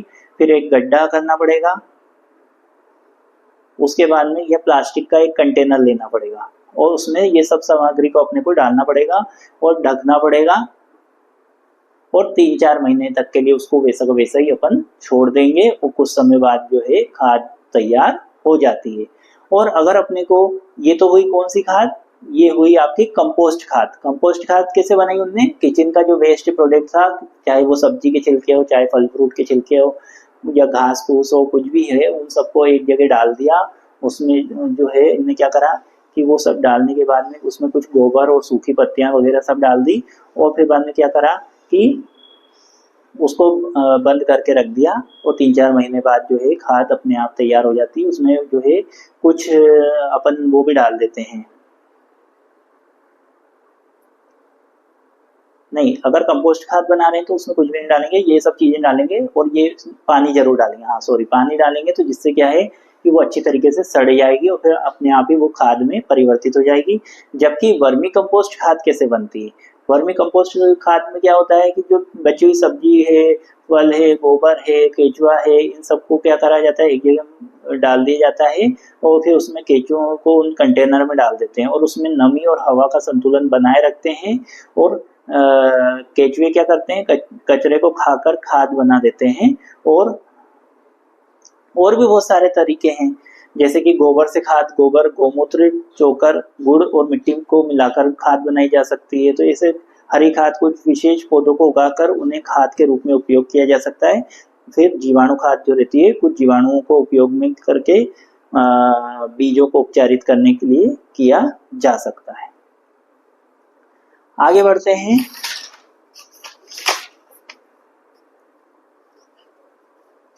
तो यहाँ आपकी खत्म हो जाती है सेकंड यूनिट। अब आ जाते हैं हम थर्ड यूनिट पे। तो थर्ड यूनिट आपकी काय के बारे में है दोस्तों? थर्ड यूनिट है आपकी पादप पोषक तत्वों के ऊपर। तो आपको बिल्कुल भी वीडियो को स्किप नहीं करना है और सुनते जाना है। अगर आपको ऐसा लगता है कि थोड़ा सा स्पीड तेज हो रही है तो आप उसको स्लो स्पीड करके भी YouTube पे आराम से बैठे बैठे सुन सकते हैं, जिससे कि आपको ये पेपर, अगर मैं समझ रहा हूँ कि मैं किस हिसाब से आपको बता रहा हूँ, अगर आपने इसको अच्छे से सुन लिया 2-4 बार तो आपको कहीं ना कहीं बहुत ही ज़्यादा आसानी हो जाएगी आपकी एग्जाम की तैयारी की। तो तीसरी यूनिट में पहला टॉपिक है आपका पादप पोषक तत्वों के नाम, श्रेणीकरण सहित, या names of plant nutrient with gradation. तो पादपों के लिए आवश्यक पोषक तत्वों को मुख्य रूप से 3 श्रेणियों में विभाजित किया जाता है। तो जो पोषक तत्व रहते हैं जो प्लांट के लिए उपयोगी होती है, पौधों के लिए उपयोगी होते हैं, वो 3 प्रकार के पोषक तत्व होते हैं। एक होता है मैक्रोन्यूट्रिएंट, एक होता है सेकेंडरी मैक्रोन्यूट्रिएंट, और एक होता है माइक्रोन्यूट्रिएंट। तो पहला जो था आपका मैक्रोन्यूट्रिएंट, इसको हिंदी में कहते हैं प्राथमिक पोषक तत्व। हिंदी में कहते हैं प्राथमिक पोषक तत्व, मतलब कि पोषक तत्व को 3 भागों में डिवाइड किया। प्राथमिक पोषक तत्व, द्वितीयक पोषक तत्व और सूक्ष्म पोषक तत्व। प्राथमिक, द्वितीयक और सूक्ष्म। तो प्राथमिक के बारे में पढ़ते हैं कि ये पोषक तत्व पौधों के लिए सबसे अधिक मात्रा में आवश्यक होते हैं, मतलब कि मैक्रोन्यूट्रिएंट। मैक्रोन्यूट्रिएंट जो रहते हैं, नाम से मालूम पड़ रहा, एक होता है मैक्रो और एक होता है माइक्रो। मैक्रो मतलब कि ज्यादा, माइक्रो मतलब कि सूक्ष्म या कम। तो मैक्रोन्यूट्रिएंट जो रहते हैं ये पोषक तत्व पौधों के लिए सबसे अधिक मात्रा में आवश्यक होते हैं। इनकी कमी से पौधों की वृद्धि और विकास पर गंभीर प्रभाव पड़ता है। तो कौन कौन से ये तत्व हैं, इनके बारे में बात करते हैं दोस्तों। पहला है नाइट्रोजन। तो नाइट्रोजन जो है प्रोटीन संश्लेषण, मतलब कि प्रोटीन का सिंथेसिस, क्लोरोफिल का निर्माण और ऊर्जा उत्पादन के लिए सबसे ज्यादा जरूरी होता है नाइट्रोजन। तो नाइट्रोजन इसीलिए जो है मैक्रोन्यूट्रिएंट के कैटेगरी में आता है, मतलब कि प्राथमिक पोषक तत्व की कैटेगरी में आता है। दूसरा होता है फॉस्फोरस। तो फॉस्फोरस की अगर बात करें तो फॉस्फोरस क्या करता है, ऊर्जा को स्थानांतरित करता है, डीएनए का संश्लेषण करता है, डीएनए बनाता है, इसकी महत्वपूर्ण भूमिका निभाता है। इसलिए जो है फॉस्फोरस भी बहुत ज्यादा जरूरी है। फिर आता है पोटेशियम। तो पोटेशियम जो है ये क्या करता है, जल का संतुलन बना के रखता है पौधे में, प्रकाश संश्लेषण की क्रिया में काम में आता है और प्रोटीन बनाने का काम, प्रोटीन संश्लेषण का काम करता है। उसके बाद में आता है द्वितीयक पोषक तत्व या सेकेंडरी मैक्रोन्यूट्रिएंट। प्राइमरी मैक्रोन्यूट्रिएंट या मैक्रोन्यूट्रिएंट या फिर दूसरा आता है सेकेंडरी मैक्रोन्यूट्रिएंट या द्वितीयक पोषक तत्व। तो ये क्या होता है, ये पोषक तत्व भी पौधों के लिए महत्वपूर्ण है, लेकिन इनकी आवश्यकता प्राथमिक पोषक तत्व की तुलना में कम होती है। तो पहला होता है कैल्शियम। तो कोशिका भित्ति के निर्माण के लिए, मतलब कि जो सेल वॉल जो रहती है, कोशिका भित्ति रहती है, उसको बनाने के लिए और एंजाइम क्रिया में महत्वपूर्ण भूमिका जो है कैल्शियम निभाता है। उसके बाद में मैग्नीशियम की बात करें तो मैग्नीशियम जो रहता है वो क्लोरोफिल का एक बहुत ही क्लोरोफिल का एक घटक होता है और प्रकाश संश्लेषण या फोटोसिंथेसिस और एंजाइम क्रिया में, एंजाइम फंक्शंस में महत्वपूर्ण भूमिका निभाता है। उसके बाद आती है बारी सल्फर की या गंधक की। तो प्रोटीन संश्लेषण और एंजाइम क्रिया में ये सबसे ज्यादा महत्वपूर्ण भूमिका निभाता है। अब तीसरा आता है, पहला तो हो गया प्राइमरी मैक्रोन्यूट्रिएंट, सेकेंडरी मैक्रोन्यूट्रिएंट, उसके बाद में तीसरा आता है माइक्रोन्यूट्रिएंट या सूक्ष्म पोषक तत्व। इन पोषक तत्वों की पौधों को बहुत कम मात्रा में आवश्यकता होती है, लेकिन इनकी कमी से भी पौधों की वृद्धि और विकास में प्रभाव पड़ता है। तो इन पोषक तत्वों की पौधों में बहुत कम मात्रा, मतलब बहुत कम मात्रा में ये चाहिए रहते हैं, लेकिन इनकी कमी अगर हो गई तो पौधों की वृद्धि और विकास जो है वो रुक जाता है। जैसे कि बोरोन, तो बोरोन क्या करता है, ये भी कोशिका भित्ति के निर्माण में हेल्प करता है, कार्बोहाइड्रेट को एक जगह से दूसरी जगह परिवहन करता है और फूलों के विकास में इसका सबसे महत्वपूर्ण रोल होता है। उसके बाद में आती बारी क्लोरीन की। तो क्लोरीन क्या काम करता है, जल का संतुलन बनाता है, प्रकाश संश्लेषण में भी हेल्प करता है। उसके बाद में सूक्ष्म पोषक तत्व, एक तो हो गया बोरोन, एक हो गया क्लोरीन। अब बात करते हैं मैग्नीज की। तो मैग्नीज क्या करता है, एंजाइम क्रिया और प्रकाश संश्लेषण में बहुत महत्वपूर्ण भूमिका निभाता है। कौन निभाता है, मैग्नीज। उसके बाद में आता है लोहा, क्लोरोफिल निर्माण, नाइट्रोजन उपापचय में महत्वपूर्ण भूमिका निभाता है। कौन, लोहा या फेरस। फेरस क्या करता है, क्लोरोफिल का निर्माण करता है और नाइट्रोजन का जो है उपापचय करता है। उसके बाद में अगला माइक्रोन्यूट्रिएंट या सूक्ष्म पोषक तत्व है जिंक या जस्ता। जिंक क्या करता है, एंजाइम क्रिया में भाग लेता है और प्रोटीन संश्लेषण में महत्वपूर्ण भूमिका निभाता है। तो मैं जो जो आपको बोल रहा हूँ इनको बार बार सुनो तो आपको याद रहेंगे। तो मैंने आपको अभी बताया है कि मैक्रोन्यूट्रिएंट प्राइमरी सबसे ज्यादा कौन से मैक्रोन्यूट्रिएंट की जरूरत रहती है, नाइट्रोजन की जरूरत रहती है, फास्फोरस की रहती है और पोटेशियम की जरूरत रहती है। फिर उसके बाद में द्वितीयक पोषक तत्व मतलब कि कैल्शियम की जरूरत होती है और मैग्नीज की जरूरत होती है और सल्फर की जरूरत होती है। फिर काय की जरूरत होती है, सूक्ष्म पोषक तत्व। सूक्ष्म पोषक तत्व कौन कौन से की जरूरत रहती है, बोरोन की जरूरत रहती है, क्लोरीन की जरूरत रहती है, मैग्नीज की जरूरत रहती है, लोहे की जरूरत रहती है और जिंक की जरूरत रहती है और तांबे की जरूरत रहती है। तो तांबा क्या काम करता है? तांबा जो है प्रकाश संश्लेषण और एंजाइम की क्रिया में भाग लेता है। तांबा मतलब कि कॉपर। उसके बाद में मोलिब्डेनम, मोलिब्डेनम क्या काम करता है? नाइट्रोजन का उपापचय में भाग लेता है। फिर निकिल, निकिल जो है ये एंजाइम की क्रिया में भाग लेता है। फिर सेलेनियम, सेलेनियम जो है कुछ एंजाइम की क्रिया में महत्वपूर्ण भूमिका निभाते हैं। फिर सोडियम, तो सोडियम क्या करता है? कुछ पौधों में जल का संतुलन करने में महत्वपूर्ण भूमिका निभाता है। तो ये अगर आपको ऐसे याद। तो दोस्तों अपन लोग पोषक तत्वों की बात कर रहे थे।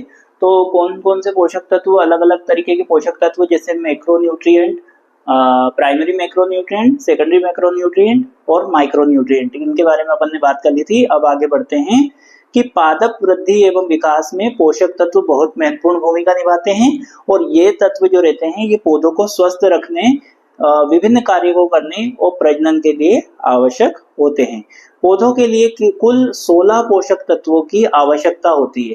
तो 16 पोषक तत्व कौन होते हैं? इनमें से कुछ पोषक तत्व पौधों को हवा और पानी से मिलते हैं, जबकि कुछ जो है वो मिट्टी से प्राप्त होते हैं। तो इन पोषक तत्वों के कार्यों को अपन थोड़ा सा देख लेते हैं। आपको ऐसे पूछ लिया जाए कभी कि पोषक तत्वों के कार्य क्या होते हैं, तो आपको आना चाहिए कि नाइट्रोजन। तो अगर नाइट्रोजन की बात की जाएगी तो ये क्लोरोफिल के निर्माण और प्रोटीन संश्लेषण में महत्वपूर्ण भूमिका निभाता है। और नाइट्रोजन की कमी से पौधों की पत्तियां जो है वो पीली पड़ जाती है और इसका विकास जो है वो रुक जाता है। उसके बाद में आता है फॉस्फोरस। तो ये जड़ों के विकास, ऊर्जा के भंडारण और फूलों और फलों के विकास में मदद करता है। कौन करता है? फॉस्फोरस। फॉस्फोरस की कमी से पौधों का विकास धीमा हो जाता है और पत्तियां गहरे रंग की हो जाती है। उसके बाद में आती है बारी पोटेशियम की। तो पोटेशियम क्या करता है? ये पौधों में पानी के संतुलन, बीमारियों से लड़ने और प्रकाश संश्लेषण में जो है मदद करता है। और पोटेशियम की कमी से पत्तियां पीली पड़ जाती है। तो इनके पोटेशियम की अगर कमी हो जाती है पौधों में तो वो जो है पत्तियां पीली पड़ जाती है और किनारे भी जल जाते हैं। उसके बाद में हम बात करते हैं कैल्शियम की। तो कैल्शियम क्या करता है? ये कोशिका भित्ति का निर्माण में मदद करता है और पौधों को मजबूत बनाता है। और कैल्शियम की कमी से क्या होता है? पौधा जो है वो कमजोर हो जाता है। तो ये क्या करता है? सेल वॉल का निर्माण करता है। उसके बाद में मैग्नीशियम, मैग्नीशियम क्या करता है? ये क्लोरोफिल का एक सबसे इम्पोर्टेंट घटक है और प्रकाश संश्लेषण में जो है ये पार्टिसिपेट करता है।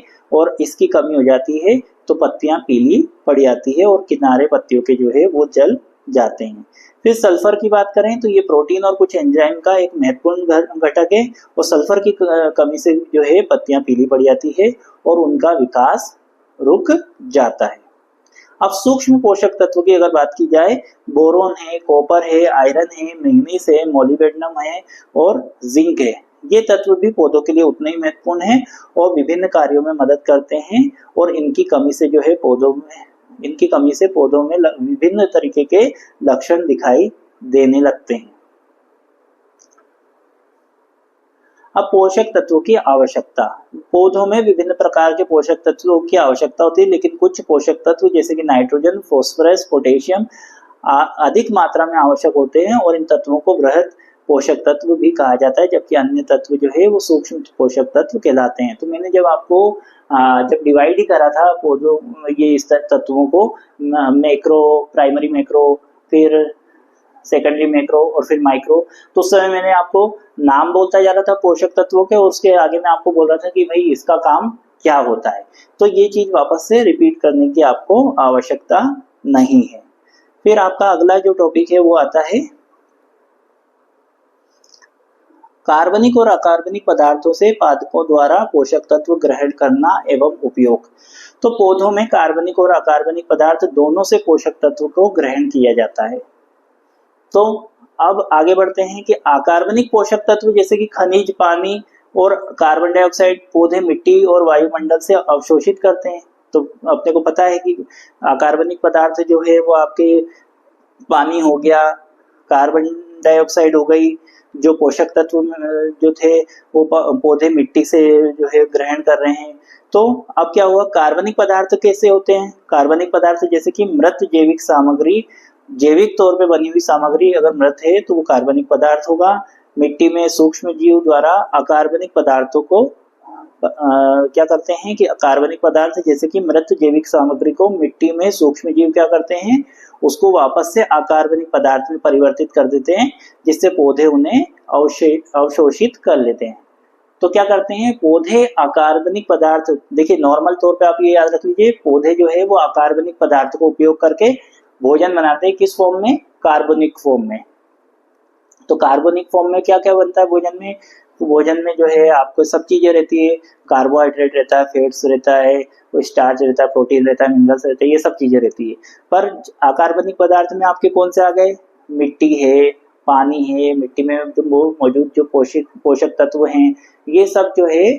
और जो मान लीजिए कि कोई खाद अपन ने डाली, तो वो भले वो अपन ने बनाई उसी से है कि बचा हुआ सड़ा गला भोजन है, या फिर अपन ने पत्ती है या भले फल है, उनको अपन ने कहीं सड़ा दिया, उनमें अपन ने केचुआ खाद बना दिया उसका, तो उसमें क्या हुआ कि वो जो ऑर्गेनिक फूड था वो काई में कन्वर्ट हो जाएगा, इनऑर्गेनिक सब्सटेंस में कन्वर्ट हो जाएगा, तो वो अकार्बनिक पदार्थ में परिवर्तित हो जाएगा। वो अकार्बनिक पदार्थ जो रहेगा वो पौधे उसको ले लेंगे और अपना भोजन बना लेंगे।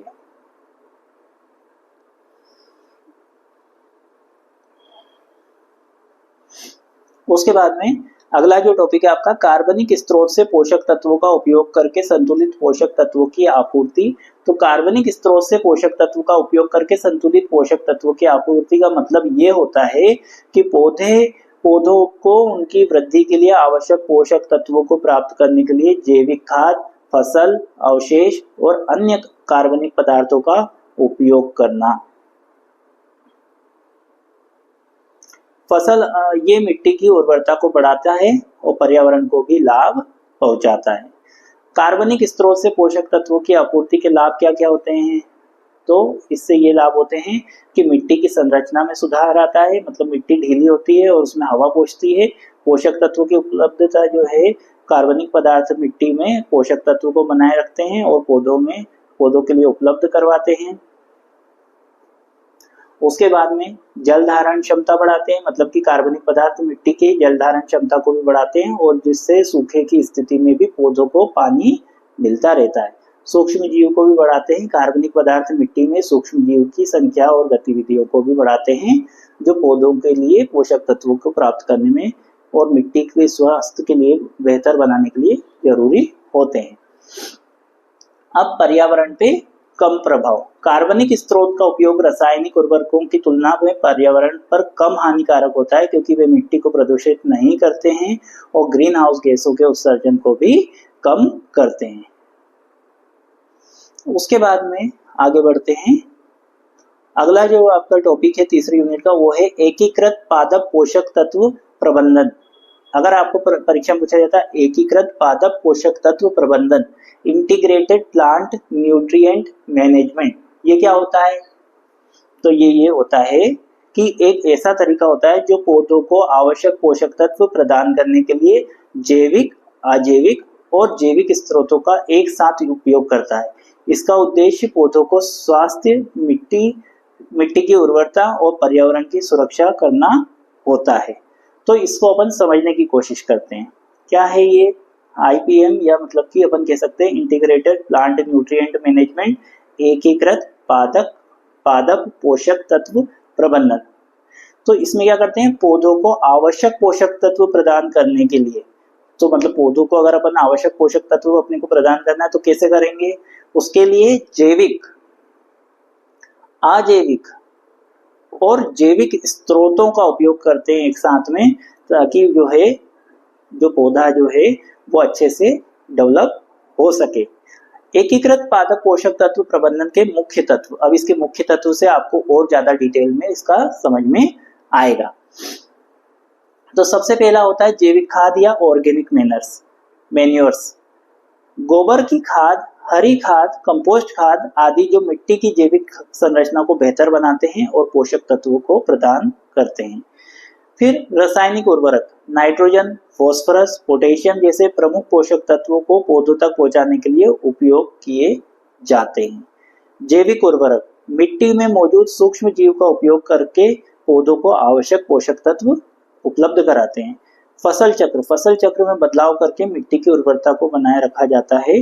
और जो है मतलब कि कहने का मतलब ये है कि क्या डेफिनेशन थी इसकी कि पौधों के आवश्यक पोषक तत्व प्रदान करने के लिए, कि मतलब कि पौधे में कौन कौन सा पोषक तत्व की जरूरत हो रही है।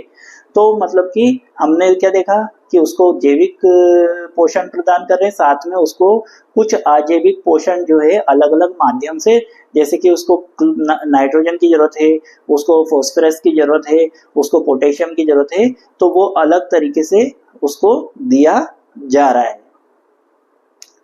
फिर आईपीएम के फायदे क्या होते हैं कि इंटीग्रेटेड इंटीग्रेटेड प्लांट न्यूट्रिएंट का मतलब ये होता है फसल उत्पादन में वृद्धि करने के लिए इसका उपयोग करते हैं और फसलों की उपज में वृद्धि होती है क्योंकि पौधे को आवश्यक पोषक तत्व पर्याप्त मात्रा में मिल जाते हैं। पर्यावरण की सुरक्षा, आईपीएम रासायनिक उर्वरकों के अत्यधिक उपयोग को कम करता है और पर्यावरण को प्रदूषित होने से बचाता है। मतलब कि क्या हुआ कि अजैविक तत्व, तो अगर पौधे को किसी अजैविक तत्व की बहुत ज्यादा कमी हो रही है तो उसको अलग से प्रोवाइड किया जाता है, तो केवल वही वही अजैविक तत्व प्रोवाइड किया जाता है जिसकी उसको बाहर से देना जरूरी हो रहा है, बाकी उसको ज्यादा केमिकल सब्सटेंस नहीं दिया जा रहा। तो मतलब कि इसमें इंटीग्रेटेड प्लांट न्यूट्रिएंट एकीकृत पादप पोषक तत्व का मतलब ये है कि पहले तो अपने को अजैविक तत्व यूज ही नहीं करने पर केवल वही अजैविक तत्व यूज करेंगे जो कि पौधों के लिए जरूरी है बाहर से, बाकी तो जैविक तत्वों से ही उसका काम चलाना है। अब आगे बढ़ते हैं। तो यहाँ दोस्तों आपका खत्म हो जाती है थर्ड यूनिट और अब हम आते हैं फोर्थ यूनिट में। तो फोर्थ यूनिट आपकी है ऑर्गेनिक फर्टिलाइजर या जैविक खाद के बारे में। तो इसमें हम जैविक खादों के बारे में बात करेंगे। तो ये आपकी आखिरी यूनिट रहेगी और इसमें आपको कौन कौन से टॉपिक हैं ये मैं आपको बता देता हूँ। तो पहले आपको पढ़ना पड़ेगा FYM। अब FYM क्या होता है, ये क्वेश्चन आपसे पूछा जा सकता है, इसका फुल फॉर्म भी आपसे पूछा जा सकता है। तो आपको बोलना है, इसे हम कहते हैं फार्म यार्ड खाद, farm yard manure, farm yard manure. F का मतलब होता है फार्म, Y का मतलब होता है यार्ड और M का मतलब होता है खाद या मैन्योर। एक जैविक खाद होती है जो पशु के अपशिष्ट और अन्य कार्बनिक पदार्थों से बनाई जाती है। ये एक सामान्य और व्यापक रूप से उपयोग किए जाने वाली जैविक उर्वरक है। तो अगर ये आपसे क्वेश्चन पूछा जाता है कि FYM क्या है, तो आपको पता होना चाहिए कि FYM जो है इसका फुल फॉर्म होता है फार्म यार्ड मैन्योर। अब ये जो है कैसे बनती है, ये जो पशु रहते हैं उनके अपशिष्ट से बनती है और उसमें बहुत सारे कार्बनिक पदार्थों को मिला दिया जाता है जिससे बन जाती है। अब इसको बनाने का तरीका क्या रहता है, अब पहले तो अपन क्या यूज में करते हैं, लेते हैं पशु अपशिष्ट।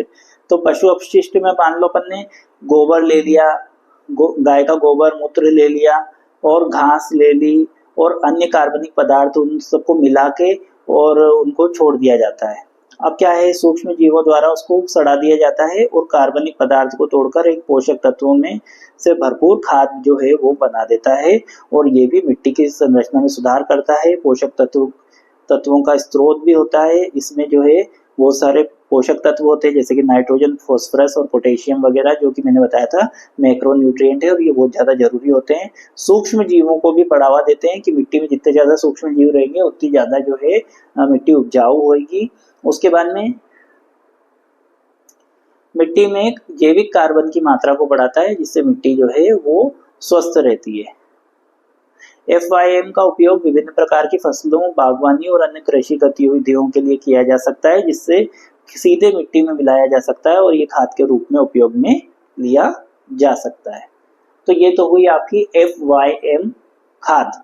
अब हम बात करते हैं शहरी खाद या सिटी कंपोस्ट। तो शहरी खाद या सिटी कंपोस्ट आपको टॉपिक आता है तो आपको बोलना है कि शहर में पैदा होने वाले जैविक कचरे जैसे कि भोजन के टुकड़े, सब्जी फल के छिलके और बागवानी वाला कचरा को खाद में बदलकर मिट्टी को समृद्ध करना और उसे उपजाऊ बनाना। तो अपन जानते हैं कि गांव में तो फिर भी अपने को गोबर मिल जाता है, गाय का गोबर मिल गया, गौमूत्र मिल गया, ये सब चीजें मिल गई, ज्यादा पेड़ पौधे तो उनका कचरा मिल गया।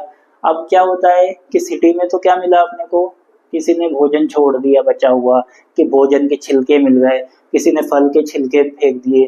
तो ये सब चीजें लेकर के जो है या फिर अब कोई किसी ने गार्डन बना रखा अपने यहाँ, तो उस गार्डन के पत्तियां जो है, डंडियां जो है वो फेंक दी। इन सबको इकट्ठा करके जो है इनको, इनसे खाद बनाई जाती है। तो ये सिटी वाले लोगों की खाद कह देते हैं, इसलिए शहरी खाद या सिटी कंपोस्ट इसको बोल दिया उन लोगों ने। उसके बाद में ये कैसे बनती है, तो ये वैसे ही बनती है कि सभी चीजें जो मिला करके और इनको पानी डाल करके एक जगह सड़ा दिया जाता है, सड़ने के लिए छोड़ दिया जाता है, फिर अपने आप ही जो ये खाद के रूप में परिवर्तित हो जाती है। उसके बाद में अगली जो चीज है वो है तेल केक या तेल खली। अब ये क्या होता है, तेल केक वो ठोस अवशेष होता है जो तेल निकालने के बाद बीजों से बच जाता है। यह प्रोटीन, विटामिन और खनिजों से भरपूर होता है और इसका उपयोग पशु चारे, जैविक खाद और अन्य उद्देश्यों के लिए किया जा सकता है। अब तेल केक कैसे बनता है, तेल केक जो है वो तेल केक के लिए बीज को दबाया या एक्सट्रैक्ट किया जाता है। इस प्रक्रिया के बाद बीज का ठोस भाग बच जाता है और तेल केक कहा जाता है। तेल केक का प्रकार, खाद्य तेल केक और गैर खाद्य तेल केक दोनों होते हैं। खाद्य तेल केक का उपयोग पशु चारे, विशेष रूप से मुर्गी और अन्य पशु आहार के रूप में किया जाता है, और गैर खाद्य तेल जो रहता है जैविक खाद के तौर पे उपयोग में लिया जाता है। अब क्या हुआ कि ये क्या होता है कि ये जो तेल वाली जो चीजें, मतलब कि जिससे तेल निकलता है, तो जैसे कि अपन ने बात करी दोस्तों कि जैसे आपका ये ग्राउंड नट है, मान लो मूंगफली का तेल निकाला, सोयाबीन का तेल निकाला, तो इसमें क्या करा कि उसको जो है सोयाबीन और मूंगफली को अच्छे तरीके से दबाया और उनमें से जो है तेल निकला। फिर आखिरी में जो उसका जो बचा हुआ जो सॉलिड जो हिस्सा है उसको उनने इस्तेमाल में ले लिया।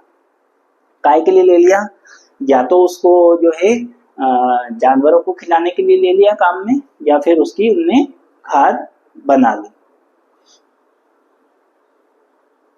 उसके बाद में अगला जो आपका टॉपिक है वो है एनिमल वेस्ट, पशुधन अपशिष्ट।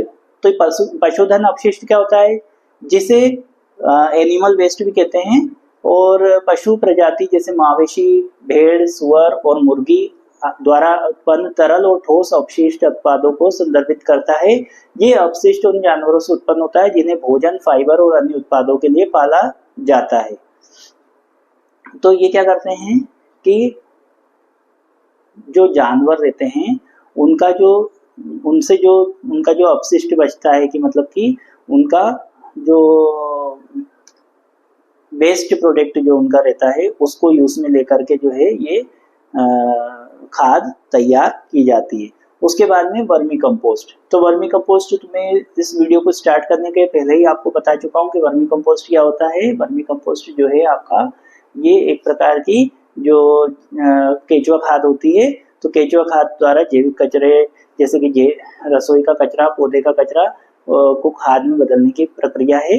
इसमें बस ये रहता है कि सारे वेस्ट चीजें मिला करके उसमें जो है केचुओं को डाला जाता है, जिससे केचुए उन सब वेस्ट चीजों को खा करके और उसको जो है फर्टिलाइजर में कन्वर्ट कर देते हैं। उसके बाद आगे बढ़ते हैं, आपका अगला टॉपिक है फसल चक्रीकरण। तो फसल चक्रीकरण में हरित खाद का एक फसल चक्रीकरण में हरित खाद मतलब कि green manure with leguminous crop in crop rotation, ये आपका टॉपिक है। तो इसके बारे में बात करें तो फसल चक्रीकरण में हरित खाद एक ऐसी प्रक्रिया है जिसमें फसल कटाई के बाद मिट्टी की उर्वरता और संरचना को बेहतर बनाने के लिए हरे पौधे को मिट्टी में मिलाया जाता है। ये मिट्टी की संरचना को सुधारता है, नाइट्रोजन प्रदान करता है और खरपतवारों को नियंत्रित करता है। तो फसल चक्रीकरण में हरित खाद का क्या काम रहता है? तो फसल चक्रीकरण में हरित खाद का ये उपयोग रहता है कि इस प्रक्रिया में, जिसमें फसल कटाई के बाद, जब फसल कट जाती है उसके बाद में मिट्टी की उर्वरता को बढ़ाना रहता है, तो उसके लिए क्या करा जाता है, मिट्टी की उर्वरता और संरचना को बेहतर बनाने के लिए जो है हरे पौधे को मिट्टी में मिला दिया जाता है। तो हरे जो जो पौधे जो आसपास रहते हैं उनको उसमें मिट्टी में मिला दिया जाता है और उसको मिक्सअप किया जाता है। तो वो मिट्टी में मिक्सअप होकर के उसके अंदर का जो पोषण है वो उसमें चला जाता है और इस तरीके से जो है फसल चक्रीकरण में हरित खाद जो है उपयोग में आती है। तो इसके उपयोग फायदे क्या होते हैं, अगर पूछ ले हरित खाद के फायदे क्या होते हैं, तो वही चीज मैक्सिमम जगह पे अगर आपको ये क्वेश्चन आ रहा है, ऑर्गेनिक फार्मिंग आप पढ़ रहे हैं, तो इसमें हर आंसर में कुछ ना कुछ कि इसका फायदा क्या है, इसका फायदा क्या है। तो इसका फायदा, हर चीज में फायदा तो वही निकल रहा है ना अल्टीमेटली।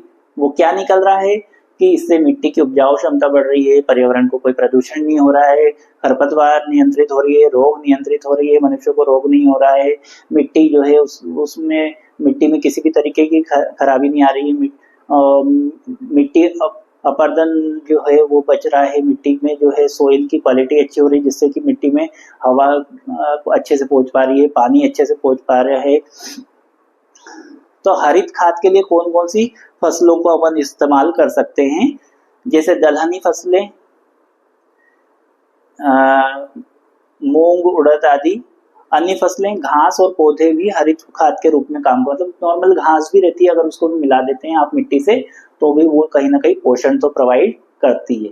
उसके बाद में हरित खाद का उपयोग फसल चक्र में, हरित खाद का फसल चक्र में शामिल करके मिट्टी की उर्वरता को बनाया जा सकता है। फसल कटाई के बाद हरी खाद को बोकर मिट्टी में मिलाया जा सकता है। मतलब कि जब फसल कट जाए तब मिट्टी में जो है आपको हरे जो पौधे हैं उनको मिक्सअप कर देना है और वो अपने आप ही खाद में परिवर्तित हो जाएंगे। उसके बाद में आपका अगला जो टॉपिक रहेगा 4th यूनिट में, फसल अवशेषों का यथास्थान समावेश व लाभ। तो फसल अवशेष का यथास्थान समावेश, जिसे इन सिटू प्रबंधन भी कहते हैं। तो in situ incorporation of crop residue. अगर इन सिटू इनकॉर्पोरेशन आपको आता है तो आपको क्या कहना है, इसका मतलब ये होता है कि फसल कटाई के बाद खेत में बचे अवशेष जो रहते हैं, जैसे कि तना, पत्तियां, भूसा, को सीधे मिट्टी में जोतकर या मिट्टी को ढकने के रूप में उपयोग करना। ये एक टिकाऊ कृषि तकनीक है जो मिट्टी की उर्वरता, पानी की बचत और खरपतवारों को नियंत्रित करने में मदद करती है। तो क्या होता है कि जो लास्ट में ठूठ वगैरह जो बच जाते हैं, कई लोग क्या करते हैं उनको जला देते हैं। वो कहते हैं ना पराली जला दी और ये लास्ट में वो सब कर देते हैं। तो वो जलाना नहीं चाहिए, उसकी जगह उसको जो है वहां पे आपको उसको जो है जो जुताई कर देना चाहिए।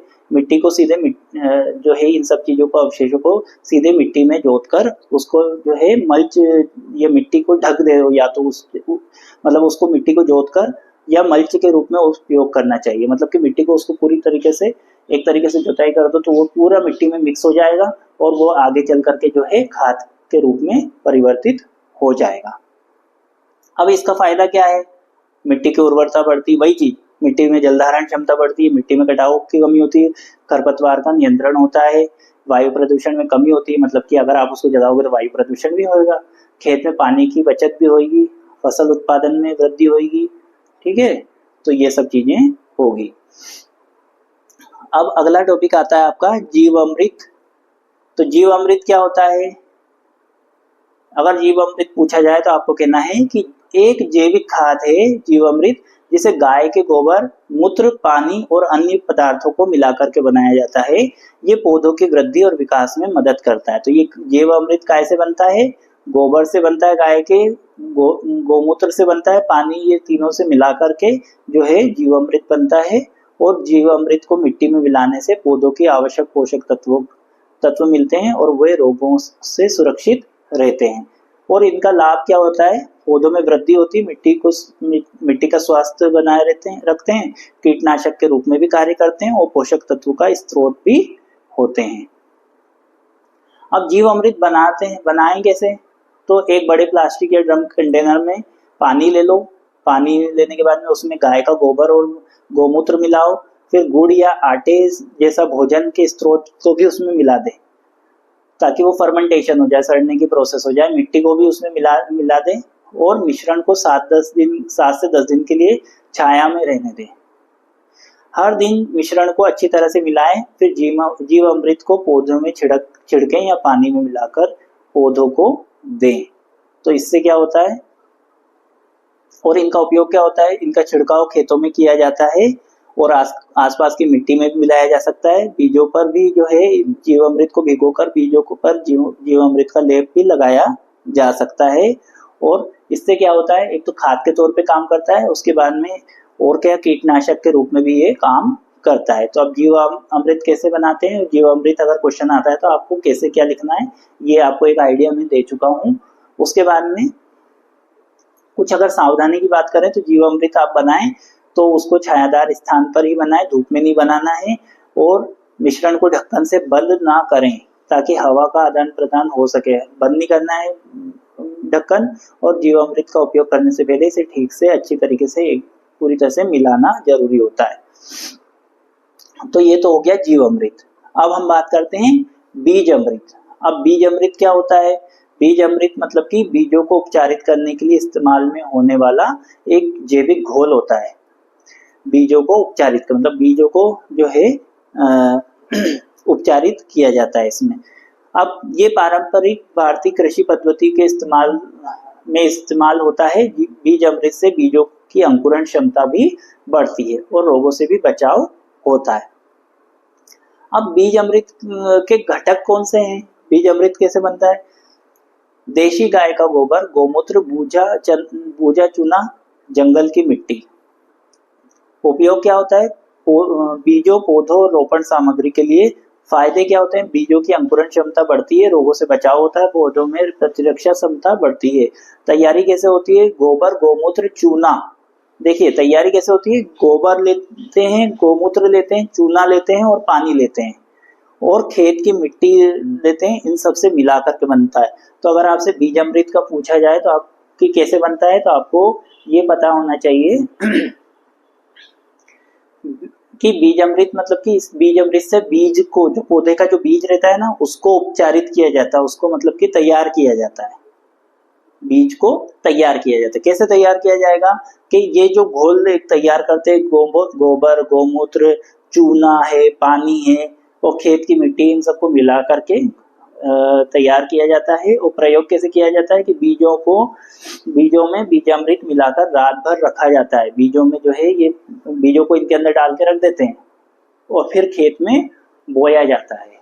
अब फिर खेत में ये बो देते हैं बीज में बीजामृत मिलाकर। अब बीजामृत क्या है? गाय का गोबर, गोमूत्र, चूना, पानी, मिट्टी, इन चीजों से मिलकर के बना हुआ होता है। अब बीज अमृत से बीजों का उपचार करने से रासायनिक कीटनाशक और कवकनाशकों की जरूरत कम होती है। बीज अमृत से खेत का भी पोषण बढ़ता है। बीज अमृत से बीजों को उपचारित करने से रोग नहीं लगते। बीज अमृत से बीज जनित रोग उत्पन्न नहीं होते। बीज अमृत से बीजों का अंकुरण बेहतर होता है। बीज अमृत से जड़ें तेजी से बढ़ती है। उसके बाद में आता है अगला टॉपिक, संजीवक। अब संजीवक क्या होता है? तो संजीवक शब्द का इस्तेमाल कई तरह के उत्पादों के लिए किया जाता है। तो संजीवक शब्द जो रहता है इसका इस्तेमाल कई तरीके के उत्पादों के लिए किया जाता है, जैसे कि जैविक खाद, कार्बनीकरण प्रणाली, सिरप, मिट्टी को उपजाऊ बनाने का घोल। तो संजीवक खाद क्या होती है इसके बारे में बताता हूँ। संजीवक जो है वो एक जैविक खाद होती है। अगर आपको पूछा जाता है संजीवक क्या होता है तो आपको बोलना है संजीवक एक प्रकार का जैविक खाद होती है जिसे गोबर, पानी, गुड़, बेसन और गोमूत्र मिलाकर तैयार किया जाता है। तो कितनी सारी चीजों से मिलकर के बनता है ये संजीवक कि गोबर रहता है, पानी रहता है, गुड़ रहता है, बेसन रहता है और गोमूत्र रहता है। गोबर, पानी, गुड़, बेसन, गोमूत्र, इन सबको मिलाकर के तैयार किया जाता है। ये पौधों की वृद्धि और विकास में मदद करता है, पौधों को रोगाणुओं से बचाता है और उनकी प्रतिरोधक क्षमता को भी बढ़ाता है। इसे खेतों में सिंचाई के साथ या स्प्रे के जरिए डाला जाता है। अब संजीवक सिरप की बात करते हैं। अभी तो अपन ने बात करी संजीवक खाद के बारे में कि संजीवक खाद क्या होती है, जो गोबर, पानी गुड़ बेसन और गौमूत्र से मिलकर के बनता है और इसको जो है खाद के तौर पे अपन पौधों में इस्तेमाल करते हैं। एक होता है संजीवक सिरप। अब संजीवक सिरप का इस्तेमाल कमजोरी, वजन घटाने और ऊर्जा बढ़ाने के लिए किया जाता है। ये आंवला की और हल्दी जैसे हर्बल सामग्री से बना होता है और ये शरीर को स्वस्थ रखता है। उसके बाद में आगे बढ़ते हैं। पंचगव्य। अब पंचगव्य क्या होता है? तो पंचगव्य जो है वो गाय से प्राप्त 5 उत्पाद, दूध, दही, घी, गोमूत्र और गोबर। पंचगव्य जो है वो गाय से प्राप्त होता है 5 उत्पाद, दूध, दही, घी, गोमूत्र और गोबर का एक सामूहिक नाम है जो आयुर्वेदिक और पारंपरिक भारतीय चिकित्सा पद्धति में औषधीय महत्व रखते हैं। ये मिश्रण विभिन्न धार्मिक अनुष्ठानों और स्वास्थ्य लाभों के लिए उपयोग किया जाता है। पंचगव्य के घटक। तो पंचगव्य के घटक जो है, पहला तो है दूध, जिसे पवित्र माना जाता है और पूजा पाठ में इस्तेमाल में लिया जाता है।